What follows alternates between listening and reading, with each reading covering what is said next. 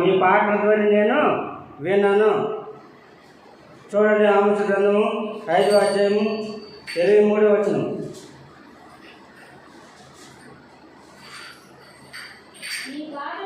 మీ పాటల ధ్వని నా యొద్ద నుండి తొలగనీయండి.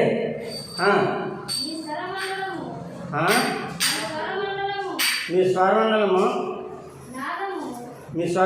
నాదము వినుట, మీ స్వరాలు, మీ రాగాలు, మీ యొక్క వైద్యాలను వినడానికి నాకు మనసు లేదు. ఎందుకు తెలుసా? దేవుడు చాలా బాధపడతాడు. దేవుడికి కావాల్సిన దగ్గర తెలిసిన మన వేషధారణ కాదు, మన వైద్యములు కాదు. చదవండి కింద. నీళ్లు పారినట్లుగా నీళ్లు పారినట్లుగా న్యాయము జరగనీయండి. గొప్ప ప్రభావం వల్లే, గొప్ప ప్రవాహం నీరు వల్లే ప్రవహింపనీయండి.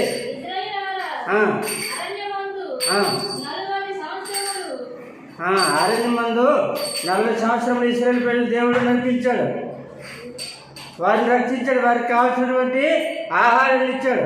అరణ్యంలోనే ఆహారం దొరుకుతుందా? అరణ్యంలోనే ఆహారం దొరుకుతుందా? అడవిలో దొరుకుతుంది. కానీ దేవుడు దేవదూతలు తిన్నటువంటి మన్నాను కురిపించాడు. దేవదూతలు తిన్న భోజనము ఏంటి? ఆహారము. పాపులమైన మనకి అట్టి ఒక అవకాశం దేవుడు కల్పించాడు. దేవదూతలు తినే ఆహారాన్ని మనకి దేవుడు అనుగ్రహించాడు. వారు దాహం ఉన్నప్పుడు చేపలు బట్టి మోసకి నిందించారు. మేము దాహంతో చచ్చిపోతున్నాం, మాకు నేను తాగడానికి నీరు లేదు అని చెప్పినప్పుడు మళ్ళీ దేవుడికి మొరపెట్టాడు మోసే. ప్రభువా, వీళ్ళు ఆహారం వచ్చి తిన్నారు కానీ తాగడానికి నీరు లేదని మళ్ళీ బాధపడతారు ప్రభు అని చెప్పినప్పుడు మోసే చెప్పాడు, నీ చేతులను కర్రతని బండ మీద కొట్టమని చెప్పాడు. హల్లెలూయా. ఆ బండ మీద కర్రను మోపేటప్పటికి బండలో నుండి నీళ్లు వచ్చాయి. ఎక్కడి నుంచి? హల్లెలూయా. ఎంత విచిత్రం అండి మన దేవుడు, ఎంత గొప్ప దేవుడు. బండలో నుండి నీళ్లు తెప్పించినటువంటి దేవుడు, ఆకాశం నుండి మన్నాను కురిపించినటువంటి దేవుడు. నువ్వు భయపడవా? భయపడకపోతే పో, నీ ఇష్టము. చెప్పవలసిన బాధ్యత ఒక సేవకుడుగా నాది. నేను శాపం తెచ్చుకోను, నేను శాపము తెచ్చుకోను. నాకు చెప్పవలసిన బాధ్యత నాది, చెప్పాలని. నువ్వు వినపో, వింటే నీకు మంచిది, నీ కుటుంబానికి మంచిది. నువ్వు పరలోకానికి వెళ్తావు, దేవుని రాజ్యంకి వెళ్తావు, మంచి జ్ఞానాన్ని పొందుకుంటావు. లేదంటే అది నీ కర్మ. హల్లెలూయా. దేవుడి మందిరం నువ్వు పోయినప్పుడు మనం నెలకొండాలా? ప్రసంగి 5వ అధ్యాయం 1వ వచనంలో, నీవు దేవుడి మందిరంలో పోయినప్పుడు నీ ప్రవర్తన జాగ్రత్తగా. ఇది దేవుడి మందిరం, పరిశుద్ధ ఆలయము, ఇది దేవుడు నివాసం చేసే స్థలము కనుక దీంట్లో నువ్వు పరిశుద్ధంగా ఉండాలి. బయట నువ్వు లోకంలో ఉంటావు కాబట్టి నీ ప్రవర్తన ఎలాగున్నా దేవుడి మందిరానికి వచ్చే ముందు నువ్వు ప్రార్థన నీ ప్రవర్తన మార్చుకొని భయంతో భక్తితో రావాలి. హల్లెలూయా. ఇది స్వామి చెప్పినట్టుగా ఒకటి అడిగారట, సంఘం లోకంలో ఉందా, లోకం సంఘంలో ఉందని అడిగారట. సంఘము లోకంలో ఉందా, లోకం సంఘంలో ఉందని అడిగారట. మీరే తేడంటారు. సంఘంలోనే లోకము కనిపిస్తూ ఉంది. లోకంలో మాట్లాడాలా, సంఘంలోనే వినిపిస్తుంది. హల్లెలూయా. దేవుడికే స్తోత్రం. దాన్ని బట్టి చూసి దాని అర్థం ఏంటి? లోకమే సంఘంలోనే ఉంది. సంఘంలోని లోకమే సంచరిస్తూ ఉంది. కనుక దయచేసి ప్రియుల దేవుని మాటలు మనము దేవుడికి కావాల్సింది మన పాటలు, మన ఉద్యమంలో అనేది కాదు. పాటలు పాడాలి. దైవ మహారాజు పాడాడంతే ఏంటి? నాటి తెచ్చింది ఆత్మతో, సత్యంతో, మనసుతో పాడాడు అతను. ఆయన పాట పాడితే దెయ్యాలు ఒలిగిలి పారిపోయాయి. సితార ఉంచితే చెవులు పట్టినటువంటి దెయ్యము పారిపోయింది. హల్లెలూయా. మళ్ళీ సౌలు ఎవరు? దావీదుకి పక్క విరోధి. ఎప్పుడో పట్టుబడతాడో అప్పుడు సంపేతము అని దావీదుని కనిపెడుతూ ఉన్నటువంటి శత్రువు. అయినా అతని మీదకి దురాత్మ వచ్చి పడిపోతుంది. దురాత్మ వచ్చి పడిపోతూ ఉండేది. హల్లెలూయా, దేవునికే స్తోత్రం. అప్పుడు మళ్ళీ దావీదే వెళ్ళి సితార వంచినప్పుడు అతను దురాత్మ పారిపోతూ ఉండేది. హల్లెలూయా, చూడండి ఎంత విచిత్రము. నిన్ను కొట్టిన వాళ్ళకి దేశ ప్రజలుగా తను హింసించిన వాళ్ళకి తను ప్రేమించాడు. తండ్రి వీళ్ళు ఏం చేసి ఉన్నారో వీరు ఎరగడానికి వీరిని క్షమించండి. హల్లెలూయా, నీకు నాకు మనసు ఉందా? హల్లెలూయా, దావీదు మీద పీకలు కొట్టుతూ ఉన్నాడు సౌలు. మళ్ళీ సొంత పిల్లనిచ్చిన మామే అయినప్పటికీ అతని మీద దురాత్మ పడిపోయింది. ఈ సౌలుకి ఏది ఉండేది? దురాత్మ అంటే ఏంటి? దురాత్మ అంటే అసూయ ఉండేది అతనికి. ఇతను ఎప్పుడు చంపుతానో, ఇతను ఎప్పుడు పట్టుబడతాడో, ఇతను ఎప్పుడు పాడైపోతాడో, ఇతను ఎప్పుడు పడగొడతానని ఎప్పుడు కూడా శత్రుత్వం చూసేవాడు. మంచిగా ఎప్పుడు అతను చూడలేదు. ఒక దేవుని చాకుడుగా ఎప్పుడు అతను చూడలేదు. దావీదు ఎప్పుడు కూడా శత్రుత్వంగానే చూసేవాడు. కానీ అతని మీద దురాత్మ పడితే మంచి మనసుతో వెళ్ళి దావీదు సితార వంచేవాడు. పాట పాడి సితార వంచితే దురాత్మ వెళ్ళిపోయింది. హల్లెలూయా, వీళ్ళిద్దరు ఎవరిలో గొప్పతనం ఉంది? ఎవరిలో ఉంది? దావీదులో, సౌలులో. హల్లెలూయా, దేవుడికే స్తోత్రం. మనం ఎటువంటి వారమైనప్పుడు కూడా దేవుడు మనల్ని క్షమించి మనల్ని ప్రేమించి మన కొరకు తన రక్తాన్ని కార్చాడు. కనుక ప్రియులారా, దేవుని దగ్గర మనము భయభక్తులు కలిగి ఉండాలి. అందుకే అంటున్నాడు, కుడివైపు విధంగా ఇప్పటికైనా మారవా? దేవునికి భయపడవా? దేవుని ఉంది నీకు భయము లేదా? మనం చేసిన పనికి మనం తగిన శిక్ష అనుభవిస్తూ ఉన్నాము, తగిన ప్రతిఫలము పొందుకొనిస్తున్నాము. కానీ ఏ నేరము చేయని ఈయన మనందరి కోసము ఏ నేరము చేయని ఇతను సిలువలో ఏలాడుతూ ఉన్నాడు. హల్లెలూయా, ఆయన ఏ నేరమే చేశాడా? లోకమాత మీద నేరము మాపడానికి వీళ్ళు లేకపోతే ఎందుకంటే అతను పాపం లేని పరిశుద్ధుడు. ఆయన ఏ నేరము చేయలేదు, నీతిమంతుడు. అందుకే మీరును నీళ్ళు పోరినట్లు మీ నీతి క్రియలు, మీ నీతి కార్యాలు, మీ న్యాయం జరగనీయండి. హల్లెలూయా, న్యాయం ఆలోచించాలా, విచారణ చేయాలా, ఆలోచన చేయాలా. హల్లెలూయా, దేవునికే స్తోత్రం. ప్రియ దేవుని నామమున వందనాలు, స్తోత్రములు. నీళ్ళు పోరినట్లుగా మీ హృదయమును కుమ్మరించిరి. హల్లెలూయా, మీ పాట ధ్వని నా వద్ద నుండి తొలగినీయండి. మీ స్వరమండలము నాకు వినడం నాకు మనసు లేదు. నీళ్ళు పోరినట్లుగా న్యాయము జరిగినది. గొప్ప ప్రభావం వల్ల నీతిని, గొప్ప ప్రభావం పారినట్లుగా నీతిని మనం జరిగించాలా. హల్లెలూయా, దేవుని దగ్గర యథార్థంగా ఉండాలా. ఎలా ఉండాలా? హల్లెలూయా, ఎవరి దగ్గర ఉండాలా? దేవుని దగ్గర. పుచ్చుకున్న వాళ్ళు పడతారు మొక్కన ఒక మాట బాధపడతారు, బాధపడరు అనుకోకుండా అడిగడం అది యథార్థం కాదు, పనికి మారుతారు. అది ఆ మనిషిలో ఉన్నట్టు ఒక వ్యసనం, అది ఆ వ్యక్తిలో ఉన్న వ్యసనం, అది చెడు వ్యసనము. యథార్థంగా దేవుడికి మనకి ఉండాలి. దేవుడికి భయం ఉంటే మనము ఇంటి మనిషికి ఏదో మాట్లాడడానికి మనకి భయం కలుగుతుంది. హల్లెలూయా, అది నీతి, అది న్యాయం. హల్లెలూయా, చూడండి 6వ అధ్యాయం 5వ వచనము. అదే ఆమోస్ గ్రంథము.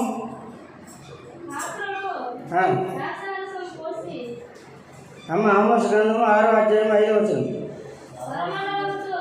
స్వరమండలంతో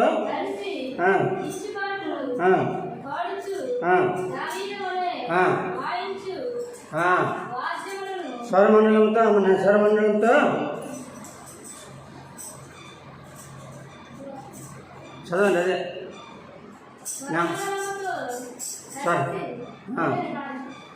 నెమ్మది చదవండి. స్వరమండలంతో కలిసి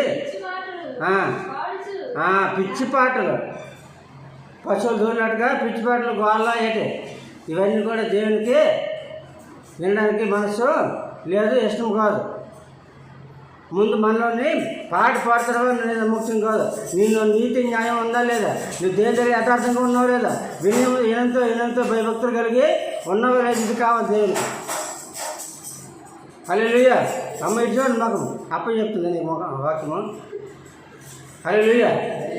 ఇటు చూడండి, నాకే చూడండి. మనలోనే ఉన్నాయి లేదా మనం చూసుకోవాలి. అప్పుడు దేవుని దగ్గర మనము ఏంటి మౌనంగా ఉంటే కూడా దేవుని స్తుతించడమే దాని అర్థం. హల్లెలూయా. మౌనంగా ఉండటం కూడా దేవుని స్తుతించడం అర్థం.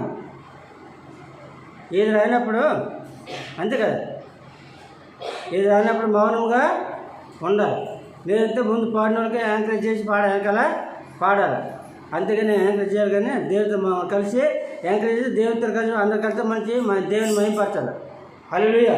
అప్పుడు దేవుడు మనక ఏంటి మన వైపు చూస్తాడు. చీయోను నివాసులారా, నేను వచ్చి మీ మధ్యలో ఉండి నివాసము చేస్తాను. హల్లెలూయా. మరి చూసుకున్నట్లయితే మరి చెప్పండి 3:15 మాట చెప్తుంది, నీ దేవుడైన యెహోవా నీ మధ్యలో ఉన్నాడు. ఆయన శక్తిమంతుడు, ఆయన నిన్ను రక్షించేవాడు.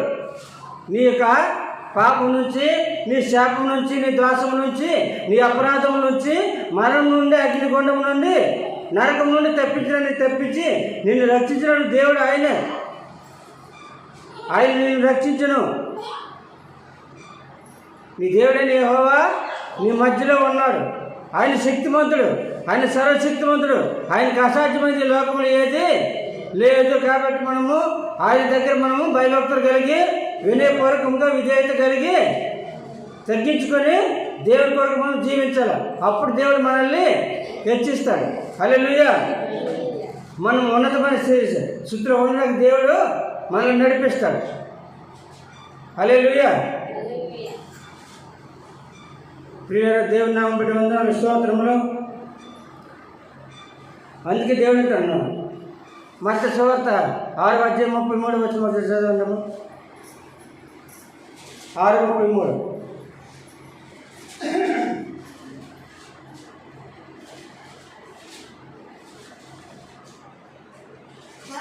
కాబట్టి మీరు ఆయన రాజ్యమును నీతిని మొదట వెతకండి, అప్పుడు అవన్నీ మీకు అనుగ్రహింపబడును. హల్లెలూయా. కాబట్టి మనం ఏం చేయాలా? మొదట ఆయన రాజ్యాన్ని, ఆయన నీతిని మనం మొదట వెతకాల. అప్పుడు మనకి ఏది అవసరమో మన పరలోక తండ్రికి తెలుసును.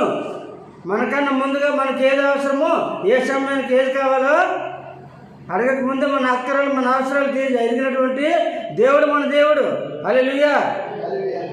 ఆయన మనలందరినీ పోషించినటువంటి రాజు. హల్లెలూయా. దేవునికే స్తోత్రం.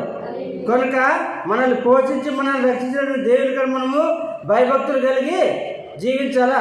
అప్పుడు మన ప్రార్థన దేవుడి సన్నిధికి వెళ్తుంది. మన దేవుడు ఆలకిస్తాడు. మన ప్రార్థన దేవుడు వింటాడు, మనకు సహాయం చేస్తాడు. హల్లెలూయా.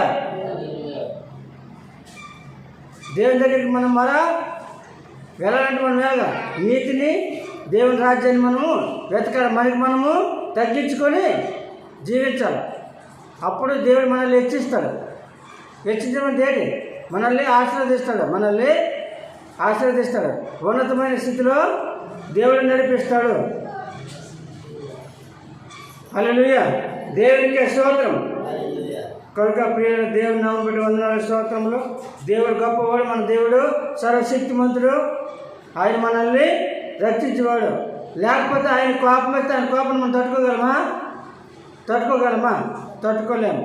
కనుక మనము ఆయన ప్రేమను మనము పొందుకొని ఆశీర్వదింపబడాలా, మనం దీవించబడాలా, ఆయన ప్రేమతో మనము నింపబడాలి. దేవుని బిడ్డలుగా మనము ఎప్పుడైతే మనం ఆయన మాటలు మన హృదయంలో భద్రపరుచుకున్నామో అప్పుడు దేవుడు మనకు ఆలోచనలన్నీ కూడా, మన అవసరాలన్నీ కూడా, మన కోరికలన్నీ కూడా ఎరిగి ఉంటాడు. అయ్యో నా బిడ్డ నా కోసం నా మాటలు విని నాకు ఎంత ప్రార్థన చేస్తుంది కాబట్టి అని దేవుడు మన అవసరాలన్నీ కూడా తీరుస్తాడు, మన కోరికలు నెరవేరుస్తాడు. నువ్వు బాధపడినప్పుడు దేవుడు నీ కోరిక తీరుస్తాడు. దేని విషయంలో బాధపడుతున్నావు, దేని విషయంలో నువ్వు కుంగిపోతున్నావు, దేని విషయంలో నువ్వు బాధింపబడుతున్నావో దేవుడికి తెలుసు. మన అవసరము, మన అక్కర్లేని దేవుడు, మన మనసు లేని దేవుడు, మన మనసుని ఆయన అందరి హృదయములు ఎరిగిన దేవుడు, అందరి హృదయములు ఎరిగిన దేవుడు. కాబట్టి నువ్వు దేనికోసం ఆలోచించి ఏది ఆశిస్తున్నావో అది దేవునికి తెలుసును. అది దేవుడు నీకు ఇస్తాడు, అది దేవుడు నీకు ఇస్తాడు. హల్లెలూయా. నీతిమంతులు ఆశించినది వారికి దొరుకును. నీతిమంతులు దేన్నైతే ఆశిస్తారో అది వారికి దేవుడు ఇస్తాడు. హల్లెలూయా. మళ్ళీ ఇంకోటి, నీతిమంతుల కోరిక నెరవేరుస్తాడు. నీతిమంతులకి కొరకు ఆపదలు అనేకములు. ఇది వినండి, నీతిమంతులకి ఆపదలు కూడా అనేకములు వస్తాయి, కానీ వారు ఏదైతే ఆశిస్తారో అది కూడా దేవుడు ఇస్తాడు. నీతిమంతుల మార్గం దేవునికి తెలుసు. హల్లెలూయా. కనుక మనం దేవుని వైపు చూడాలి, దేవుని వైపు చూడాలి, మనుషుల వైపు చూడకూడదు. దేవుని మాట వినాలా. అది ఏడు చెప్తాను. ఈరోజు దేవుని మందిరంలోనే సేవకుందా దేవుడు ఏం మాట్లాడుతుండో మనము కనిపెట్టాలా. అది నీకు బైబిల్ గ్రంథంలో ఉందో లేదో నువ్వు చూసుకోవాలి. అప్పుడు దేవుడు నీ హృదయంలోనే ఈ మాట భద్రపరిచే అవకాశము ఉంటుంది. నువ్వు దోషగలుగుతావు. నీ హృదయంలో అప్పుడు పరిశుద్ధంగా, శాంతిగా, సమాధానంగా ఉంటుంది. హల్లెలూయా. దేవునికి స్తోత్రం. ఈ కొద్ది మాటలు దేవుడు దీవించును గాక. ఆమేన్.